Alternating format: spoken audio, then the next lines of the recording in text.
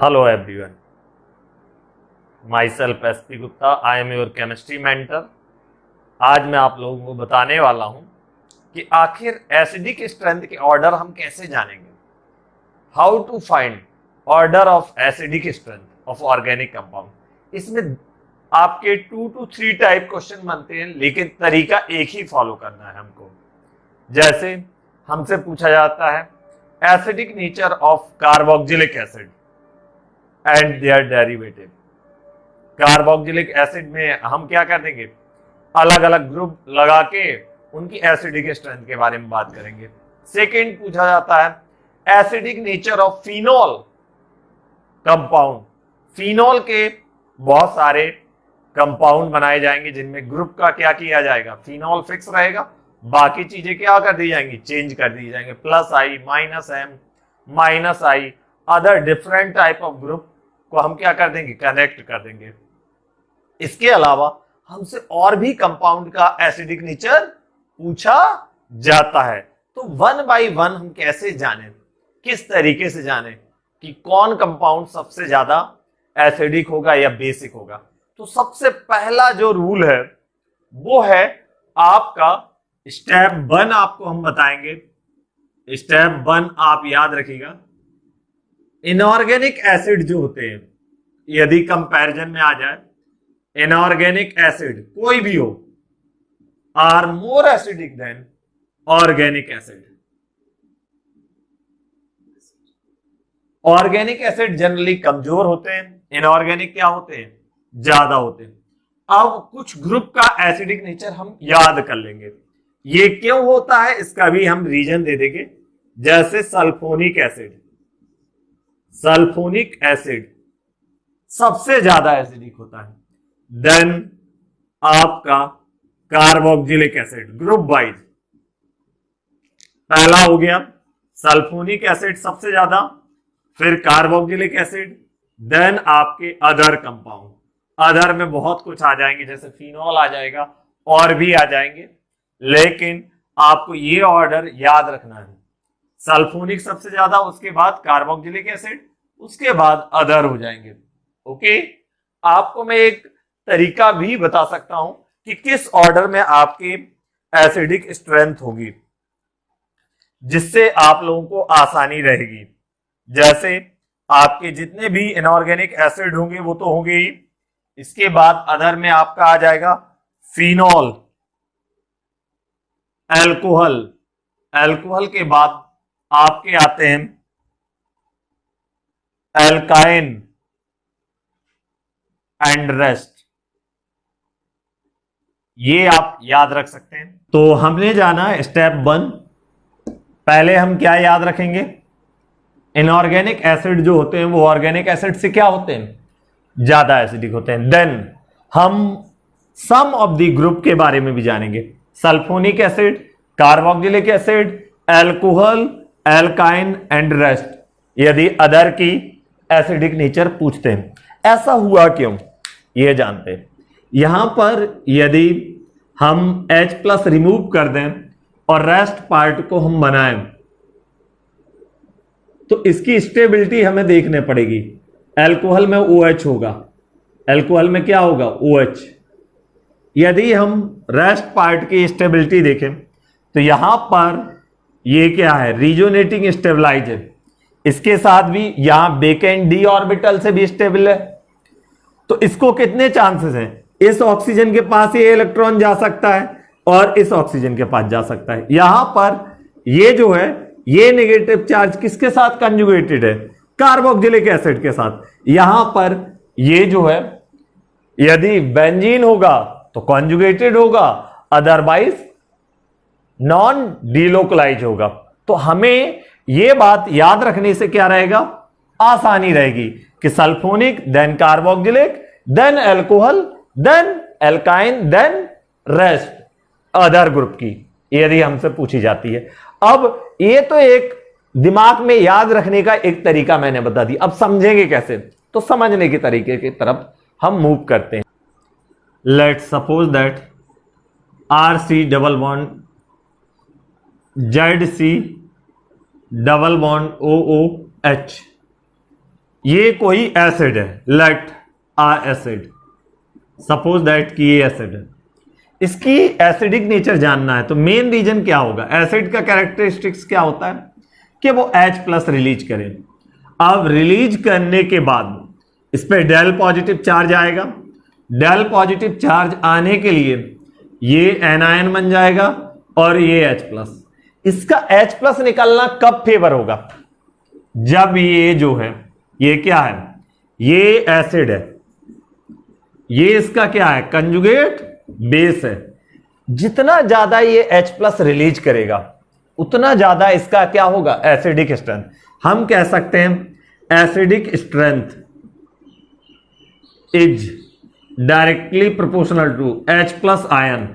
हम कह सकते हैं H+ के साथ साथ इनवर्सली प्रोपोर्शनल टू pH, और हम कह सकते हैं कि directly proportional to K ionisation constant for acid. और हम K का उल्टा, जिस तरीके से H का उल्टा pH होता है वैसे ही K का उल्टा क्या होता है, pK। ये कुछ बातें हैं, बात एक ही है, ये हम दिमाग में रखेंगे। अब हम आपको बताना चाहते हैं तो हमने किया क्या, पहले H+ रिमूव कर दिया, तो पहला स्टेप क्या हुआ, रिमूव H+ आयन। तो स्टेप 2 नोट कर लीजिए, step 2 find order of acidic nature. ये 3 तरीके का होगा, 3 स्टेप होंगे। एसिडिक नेचर, पहला स्टेप क्या है, remove H+ ion and form conjugate base. Conjugate base बना लिया, या कॉन्जुगेट बेस क्या है, एनायन बनेगा हमेशा। स्टेप 2 ये फर्स्ट हो गया। स्टेप 2 क्या होगा, स्टेप 2 जो होगा आपका, स्टेप 2 होगा आपको क्या करना है, जब ये एनायन बन जाए तो इसकी स्टेबिलिटी का ऑर्डर चेक करना है। Check find order of stability of anion. कैसे निकालेंगे ये हम आगे बताते हैं। एनायन या कॉन्जुगेट बेस। स्टेप 3 देखिए, यदि ये जितना ज्यादा स्टेबल होगा इसके H+ रिलीज करने की पावर, टेंडेंसी उतना ज्यादा होगा, उतना ज्यादा एसिडिक स्ट्रेंथ होगा। इसका मतलब हम कह सकते हैं acidic strength is directly proportional to stability of conjugate base. It means क्या हो गया, order of acidic strength is same as order of stability. अब आएगा स्टेबिलिटी किस किस बातों पर डिपेंड करती है वो हम बताएंगे, नोट इट डाउन। अब हम 1 बाय 1 देखते हैं तीनों स्टेप को कैसे फॉलो करेंगे। तो पहला स्टेप हमारा क्या है, first step remove H+ ion and form कार्बो anion या कंजुगेट बेस, इधर काट देना। पहला स्टेप 1। तो अब हम जानने वाले हैं कि इन 3 स्टेप को हम कैसे क्वेश्चन में अप्लाई करेंगे। स्टेप 1 क्या था हमारा, remove proton from the acid and find stability, order of stability of conjugate base. And third point था order of stability is same as order of acidic strength. ये बात हमें याद रखना। फैक्टर्स अफेक्टिंग में 2 तरह के फैक्टर होंगे। फैक्टर्स अफेक्टिंग हमें देखना है कि स्टेबिलिटी को एक बढ़ाएंगे एक घटाएंगे। तो सबसे पहला फैक्टर जो है, यदि कोई कंपाउंड एरोमेटिक हो जाता है, एरोमेटिक, तो वो स्टेबिलिटी को सबसे ज्यादा बढ़ा देता है। दूसरा फैक्टर है स्टेबिलिटी को घटाने वाला एरोमेटिक बढ़ाएगा, तो एंटी एरोमेटिक क्या करेगा? एंटी एरोमेटिक क्या करेगा? मिनिमम कर देगा, घटा देगा। इसका उल्टा, एरोमेटिक का उल्टा एंटी एरोमेटिक, ये बढ़ाएगा और ये क्या कर देगा? घटाएगा। सेकंड फैक्टर, यदि किसी में रिजोनेंस हो रहा है, क्या हो रहा है? रिजोनेंस, तो वो एनायन क्या होगा? स्टेबल होगा। ओके, मतलब नेगेटिव चार्ज क्या होना चाहिए? डीलोकलाइज होना चाहिए। मतलब यदि नेगेटिव चार्ज का क्या है? डीलोकलाइजेशन, तो इससे स्टेबिलिटी क्या होगी? बढ़ेगी। यहां पर देखिए, लोकलाइज्ड चार्ज हो, लोकलाइज्ड नेगेटिव चार्ज मींस आपका नो रिजोनेंस, जस्ट उल्टा, तो ये क्या करेगा? घटाएगा। बस हमें उल्टे फैक्टर लिखते जाना है, हमारा क्वेश्चन सॉल्व हो जाएगा। तीसरा फैक्टर है आपका, बिल्कुल हम समझते हैं, यदि कोई ग्रुप अटैच्ड है, ZC double bond OO minus, अब इस नेगेटिव चार्ज को यदि कोई इफेक्ट इस नेगेटिव चार्ज को क्या कर ले रहा है? खींच ले रहा है, तो वो इसकी स्टेबिलिटी क्या करेगा? बढ़ाएगा। मतलब ऐसे ग्रुप जो इलेक्ट्रॉन को खींचते हैं उनका नाम क्या है? Electron withdrawing group. स्टेबिलिटी को क्या करते हैं? बढ़ाते हैं। अब ये हमने पढ़े हैं परमानेंट इफेक्ट में 3 टाइप के। इलेक्ट्रॉन विथड्रॉ का उल्टा क्या होता है? Electron releasing. विथड्रॉ का उल्टा रिलीजिंग। तो रिलीजिंग क्या कर देगा बच्चों? इलेक्ट्रॉन रिलीजिंग ग्रुप घटा देगा। पूछिए क्यों? यदि इलेक्ट्रॉन रिलीजिंग ग्रुप होगा तो आपका नेगेटिव चार्ज इसको देगा, तो इस नेगेटिव चार्ज को और क्या कर देगा? बढ़ा देगा। नेगेटिव चार्ज का बढ़ना मतलब स्टेबिलिटी का घटना। ओके, तो इलेक्ट्रॉन रिलीजिंग स्टेबिलिटी को क्या करेगा? घटाएगा। अगला पॉइंट है, इसमें कितने तरह के होते हैं? पहला होता है -m, पहला प्रायोरिटी देंगे सबसे ज्यादा। दूसरा आप देंगे आपका माइनस हाइपर कंजुगेशन, C आप देंगे -H इंडक्टिव इफेक्ट। इसी ऑर्डर में आपको देना है। अगला यहां पर आप देखेंगे तो आपका होगा +m, घटाएगा, सबसे ज्यादा घटाएगा। ऑर्डर यही रखना है, सबसे बेकार करने वाला सबसे ज्यादा अनस्टेबल करेगा, फिर +H, फिर +I, मतलब सबसे खराब जो करेगा वो कौन करेगा? +m, फिर +H, फिर +I। ये ऑर्डर आपको दिमाग में रखना है। और एक बात इंपॉर्टेंट नोट, दोनों में यदि क्वेश्चन में कोई सेम चीज है, ओके, आपका कोई भी कॉमन फैक्टर रहेगा, उसको हम क्या कर देंगे? इग्नोर कर देंगे। तो नोट करके लिख लीजिए, इसको noted down, always ignore common factor. तो हम क्या है, नोट हमारा क्या है? नोट हम कहीं लिख लेते हैं, नोट यहीं पे मेंशन कर लीजिए। नोट दिख रहा है? नोट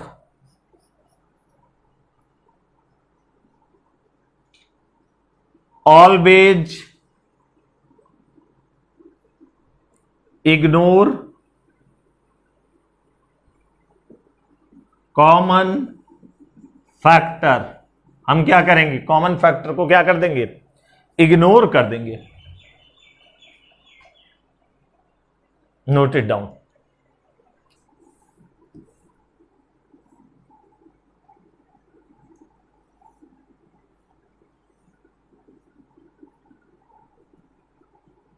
पहला एग्जाम्पल नंबर 1, ये एग्जाम्पल है। इसमें हम देखेंगे, हम जानते हैं डबल बॉन्ड के बगल वाला कार्बन क्या कहलाता है? हमारा अल्फा हाइड्रोजन कहलाता है। इस हाइड्रोजन के हटने से हाइपर कंजुगेशन एल्कीन में होने लगता है। अब क्वेश्चन आता है, इन दोनों में किसका एसिडिक नेचर ज्यादा होगा? तो एसिडिक नेचर दिखना है। स्टेप 1 हमारा क्या है? Remove proton. तो हम क्या करेंगे? प्रोटॉन को हटा देंगे। जब प्रोटॉन को हम हटाएंगे तो ये प्रोटॉन जैसे ही हम H+ रिमूव करेंगे तो ये बन जाएगा अब ये बन जाएगा हमारा ये एनायन। अब ध्यान दीजिए, कंजुगेशन देखेंगे, pi sigma negative sigma pi totally conjugated है। अब हम काउंट करेंगे इलेक्ट्रॉन, इलेक्ट्रॉन काउंट करेंगे तो हम जानेंगे कितने इलेक्ट्रॉन है। डीलोकलाइज्ड इलेक्ट्रॉन काउंट करने होते हैं। डीलोकलाइज्ड इलेक्ट्रॉन, तो डीलोकलाइज्ड इलेक्ट्रॉन कितने हो जाएंगे हमारे 2 + 2। ये नेगेटिव चार्ज एक लॉन पेयर की तरह है, तो कितने इलेक्ट्रॉन होंगे 2। 2 + 2 + 2 टोटल कितना हो गया 6 पाई इलेक्ट्रॉन। 6 हो गए। 6 हो गया तो ये क्या हो गया एरोमेटिक हो गया। यदि कोई कंपाउंड H+ के रिमूव होने के बाद एरोमेटिक हो जाता है तो उसकी स्टेबिलिटी बहुत ज्यादा बढ़ जाती है। अगला देखेंगे, इसके H+ निकलने के बाद ये कंपाउंड कंजुगेटेड भी है, पाई सिग्मा नेगेटिव, तो ये नेगेटिव सिग्मा पाई, ये कितने इलेक्ट्रॉन है इसके पास 2 और 2 4 पाई इलेक्ट्रॉन है। 4 पाई इलेक्ट्रॉन मतलब ये क्या हो गया एंटी एरोमेटिक। क्या हो गया एंटी एरोमेटिक हो गया। एरोमेटिक और एंटी एरोमेटिक में एरोमेटिक जो होता है वो ज्यादा स्टेबल होता है देन एंटी एरोमेटिक। क्लियर। तो ये कंपाउंड की एसिडिक स्ट्रेंथ क्या होगी ज्यादा होगी। Note it down 2।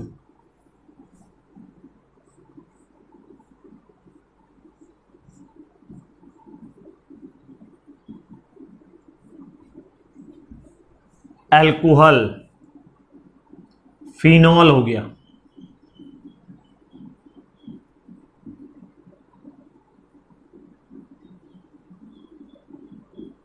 एसिड हो गया,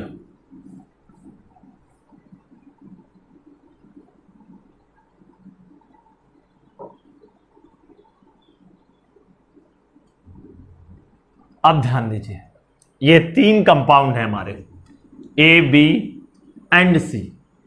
इन तीनों में हम कंपैरिजन करते हैं।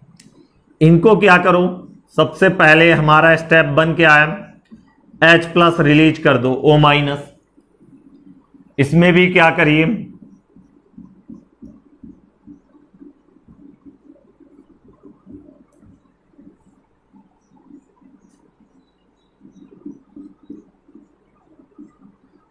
कॉमन फैक्टर को आप क्या करेंगे एलिमिनेट कर देंगे। इन दोनों में कॉमन फैक्टर क्या है बेंजीन कॉमन फैक्टर है। सबसे पहले देखिए लिखते जाइए, इसमें क्या होगा रिजोनेंस होगा, इसमें भी क्या होगा रिजोनेंस होगा बेंजीन के कारण, ये तो कॉमन फैक्टर है। इसमें नो रिजोनेंस, इसमें रिजोनेंस ही नहीं होगा। दूसरा पॉइंट देखते हैं, इसमें जो है ये नेगेटिव चार्ज बेंजीन रिंग के अंदर डीलोकलाइज है, लेकिन इसमें जो है एक एक्स्ट्रा इक्विवेलेंट रिजोनेटिंग स्ट्रक्चर बनेगा। ये नेगेटिव चार्ज यहां भी आ जाएगा तो एक एक्स्ट्रा रिजोनेटिंग स्ट्रक्चर इसमें आपको मिलेगा जो कि हमें इस कंपाउंड में मिलेगा नहीं।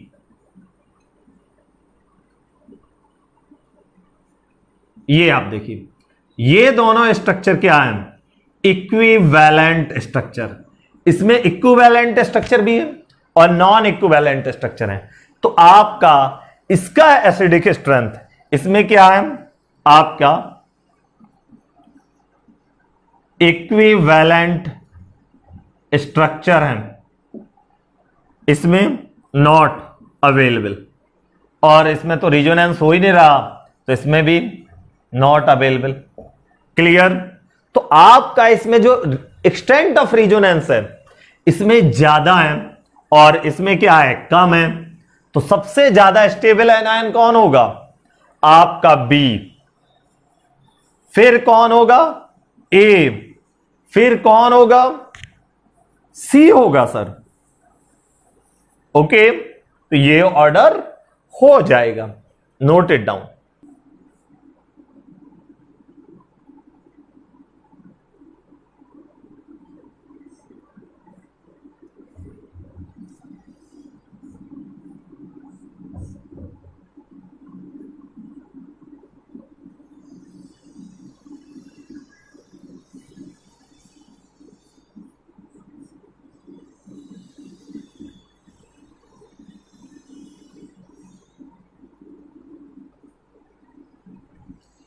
इधर पे ध्यान दीजिए, ये 4 कंपाउंड है, इस इधर कॉमन फैक्टर क्या है, इग्नोर कॉमन फैक्टर, ये साइक्लिक रिंग,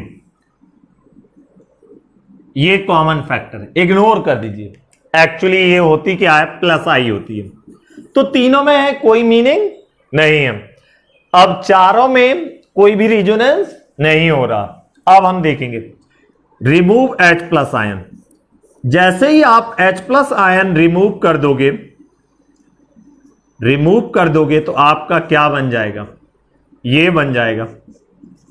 अब ये नेगेटिव चार्ज जो है इस ऑक्सीजन के साथ भी कंजुगेटेड है, पाई सिग्मा नेगेटिव, मतलब डीलोकलाइजेशन फैक्टर यहां पे क्या होगा, रिजोनेंस होगा। यहां पर देखते हैं,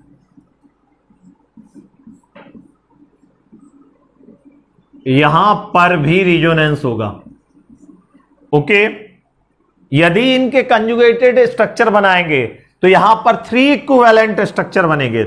कैसे, एक नेगेटिव चार्ज यहां तो है ही, यहां जाएगा तो सेम बनेगा, 1 2 और 3 जगह जा सकता है, 3 मिलेंगे।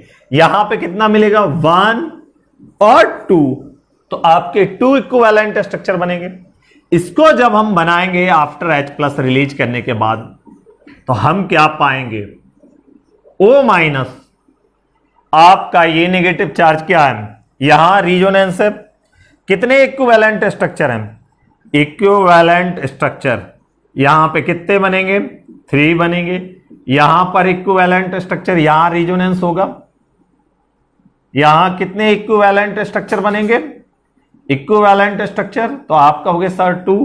यहां पर क्या है, नो रिजोनेंस। यहां पर भी देखेंगे, यहां पर भी sir no resonance, NH minus, resonance हो ही नहीं रहा। अब ध्यान दीजिए, अब हम एक चीज पढ़े थे कि नेगेटिव चार्ज यदि लोकलाइज्ड है, फोर्थ में भी आपका रिजोनेंस नहीं है, नो रिजोनेंस, यहां भी नो रिजोनेंस, यहां भी, इन दोनों जगह रिजोनेंस नहीं हो रहा। अब नेगेटिव चार्ज जो होता है वो ऑक्सीजन पे ज्यादा फेवर करता है, because electronegativity of oxygen is greater than electronegativity of nitrogen. So यहां पर सबसे ज्यादा स्टेबिलिटी का ऑर्डर क्या हो जाएगा, ऑर्डर ऑफ स्टेबिलिटी यदि हम आपसे पूछें तो क्या हो जाएगा, आप बताइए sir. A B C D क्या ऑर्डर होगा, सबसे ज्यादा इक्विवेलेंट स्ट्रक्चर 3 इधर है तो A, फिर क्या होगा सर B, फिर क्या होगा सर C, देन क्या होगा सर D। यही क्या होगा, ऑर्डर ऑफ एसिडिक नेचर। हमने बोला था ना, ऑर्डर ऑफ एसिडिक नेचर। अब हम कंपैरिजन करेंगे लास्ट एग्जाम्पल में, -M -I, एक लास्ट B C और D। अब देखते हैं चारों जगह ये है क्या, कॉमन फैक्टर इग्नोर कर दीजिए। सब में फिनॉल है, फिनॉल को क्या करिए, इग्नोर, फिनॉल को क्या करिए, इग्नोर कर दीजिए। मैंने क्या बोला था, कॉमन फैक्टर इग्नोर, ऑलवेज ये ध्यान रखिएगा। अब इधर डिफरेंस क्या है, NO2, तो NO2 क्या है, -M, क्या है -I। ये दोनों फैक्टर स्टेबिलिटी को क्या करेंगे, बढ़ाएंगे। यदि यहां कंजुगेट आयन बनाएंगे तो कंजुगेट आयन क्या बन जाएगा आपका, सेम सर O- और NO2। यहां पर कुछ नहीं रहेगा, यहां पर आपका नो स्टेबिलिटी फैक्टर, केवल क्या है, ये क्या है, रिजोनेंस स्टेबलाइज है, कोई फैक्टर ही नहीं है, सिंपली O-, कोई स्टेबलाइज नहीं कर रहा। यहां पर आपका नो स्टेबलाइजेशन,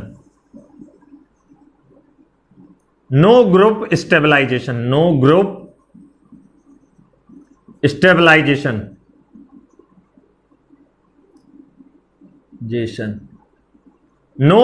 स्टेबलाइजेशन। अब इधर ध्यान दीजिए, इधर क्या है भाई, प्लस m लग गया है और माइनस i लग गया है। जब प्लस m हो और माइनस i हो तो हम इसी से नेचर डिसाइड करेंगे। और CH3 क्या है, plus hyper conjugation plus i, इसे प्लस r भी कहते हैं। हाइपर कंजुगेशन से ये प्लस r भी कहलाता है, लेकिन किसके कारण होता है, हाइपर कंजुगेशन के कारण। तो ये प्लस m से क्या करता है, डीस्टेबलाइज होगा। प्लस h भी क्या करेगा, डीस्टेबलाइज। अब ध्यान दीजिए, हमने आपको जो बताया था कि आप जो है हमेशा मीजोमेरिक को प्रायोरिटी देंगे, तो माइनस m स्टेबलाइज कर रहा है, तो नो डाउट ये जो होगा सबसे ज्यादा स्टेबल होगा। ये दोनों डीस्टेबलाइज करते हैं और यहां पर कुछ नहीं है, ये क्या है, न्यूट्रल, ना तो स्टेबलाइज कर रहा है ना डीस्टेबलाइज। रिजोनेंस स्टेबलाइजेशन जरूर है। ओके, ये नेगेटिव चार्ज नीचे आ जाएगा, रिजोनेंस स्टेबलाइजेशन है। तो आपका सबसे हाईएस्ट कौन होगा, ए। फिर कौन होगा, आपको डीस्टेबलाइज कर देगा तो आप तो नीचे चले जाएंगे ना। फिर क्या होगा, बी। अब ध्यान दीजिए, प्लस m का डीस्टेबलाइजेशन और प्लस h का डीस्टेबलाइजेशन में, इसमें डीस्टेबलाइजेशन ज्यादा होगा। क्यों, क्योंकि हमने बताया था प्लस m ज्यादा डीस्टेबलाइज करता है देन प्लस h। आपको इंडक्टिव इफेक्ट देखने की जरूरत नहीं है। जब कभी भी मीजोमेरिक इफेक्ट लग रहा हो या हाइपर कंजुगेशन, तो आप कोशिश करिए मीजोमेरिक या हाइपर कंजुगेशन से डिसाइड करने के लिए। तो ये सबसे ज्यादा डीस्टेबलाइज होगा। तो आपका अगले नंबर पर कौन आ जाएगा, आपका आ जाएगा ए के बाद बी, बी के बाद डी, डी के बाद सी। क्लियर। तो हमने ये डिफरेंट ग्रुप लगा के ऑर्डर ऑफ स्टेबिलिटी भी निकाल लिया। ऑर्डर ऑफ स्टेबिलिटी जो आएगा वही हमारा ऑर्डर ऑफ एसिडिक नेचर होगा। चलिए, तो इसको आप लोगों को आई होप क्लियर हुआ होगा। आई होप आपको एसिडिक स्ट्रेंथ क्लियर हुआ होगा। क्लियर हुआ है तो लाइक करिए, शेयर करिए, सब्सक्राइब करिए। और आपको यदि बेस्ट मैथ का लेक्चर फंक्शन का देखना है तो लिंक नीचे डिस्क्रिप्शन में दी हुई है, आप वहां से देख सकते हैं। धन्यवाद। Press the bell icon on the YouTube app and never miss another update.